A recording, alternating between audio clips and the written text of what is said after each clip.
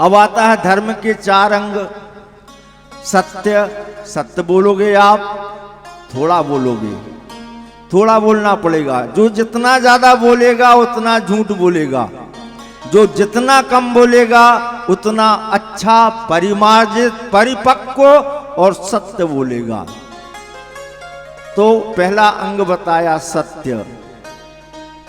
तप, अपने शरीर को तपाओ बैठ करके। जिन परमात्मा ने ये शरीर दिया है उन परमात्मा के लिए हम 5 मिनट 7 मिनट बैठ करके ताली बजा करके जोर जोर से, जितनी जोर से ताली बजा सको सीताराम कहो।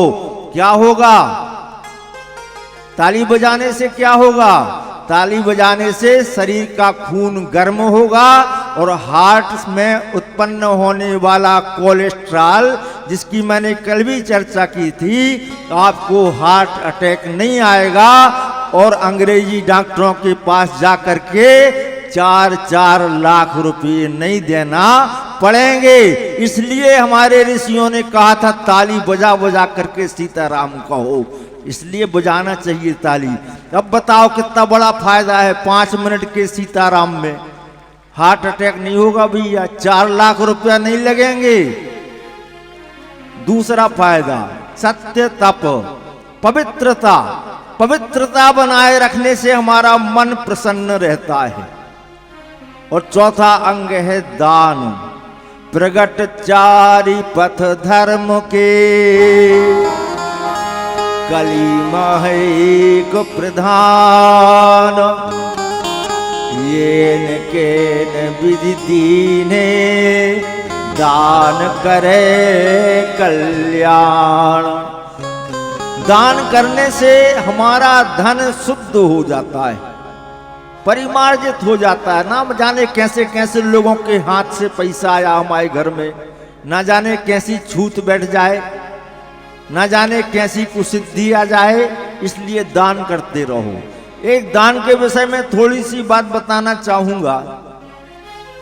एक गांव में सब लोग बैठे, कहने लगे भैया ये बताओ, अच्छा अपन लोग बहुत हंस रहे हैं, बोल रहे हैं, बता रहे हैं, लेकिन मरने के बाद कैसा लगता होगा?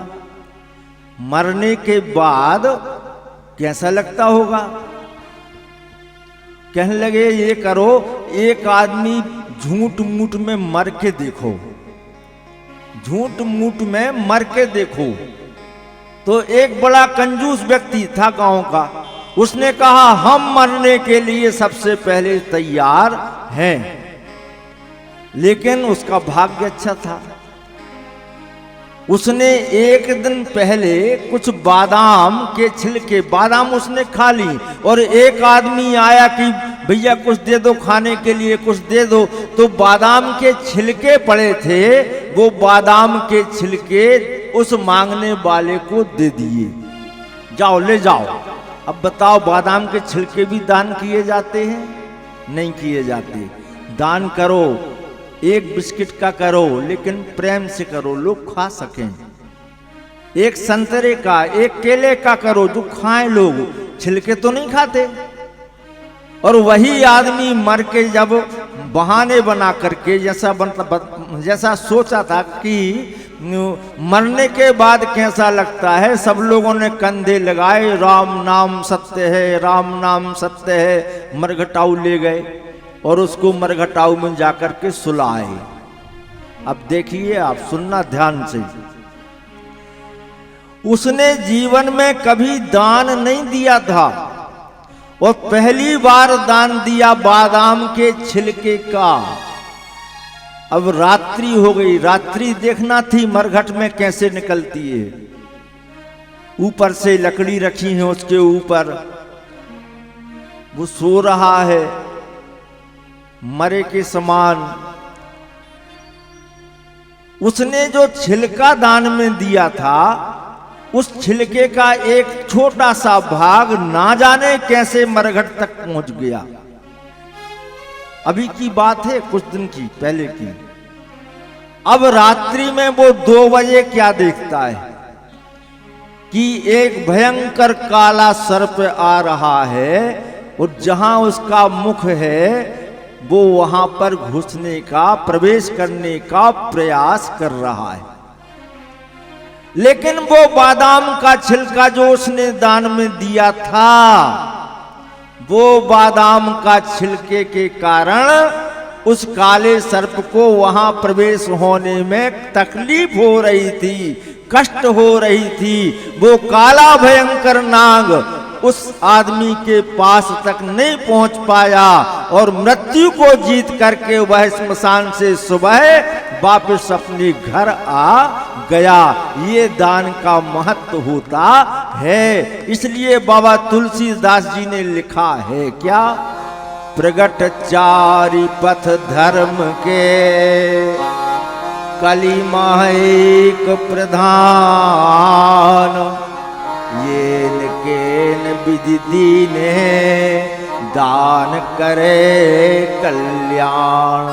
जैसे भी हो थोड़ा थोड़ा दान निकालते जाओ। भागवत में लिखा है 5%। हमारे गुप्ता जी के जैसे इतना बड़ा यज्ञ रूप दिया उनने, पूरे परिवार को बिठा लिए, चलो सब बैठो साथ में, कहां घूमते रहते हो, 5% दान करो। कुरान में भी लिखा है शायद 2% दान करो। महाभारत में लिखा है 10% दान करो। और एक ईसाइयों का ग्रंथ है उसमें लिखा है 1% दान करो। दान करते रहना चाहिए। दान करने से बुद्धि शुद्ध हो जाती है, हमारी संतान गलत मार्ग पर नहीं जाती है। ये विज्ञान सम्मत धर्म सिर्फ सनातन धर्म है और किसी धर्म में इतनी गूढ़ मीमांसाएं नहीं की गई हैं। शास्त्र कहता है दानम भोगो नासस्तिस्रो गतयो भवन्ति वित्रस्यो। भैया या तो दान कर लो या थोड़ा खा लो और परिवार को और आस पड़ोस के लोगों को खिला दो। यदि ना खाओगे, ना खिलाओगे, ना दान करोगे, ना दोगे तो धन की तीसरी गति हो जाएगी। कहने लगे क्या? कहने लगे नासः तिस्रो, वो धन नाश हो जाएगा, किसी के काम आने वाला नहीं है। इसीलिए हमें धर्म का आचरण करते हुए अपने जीवन में कार्य करते रहना चाहिए।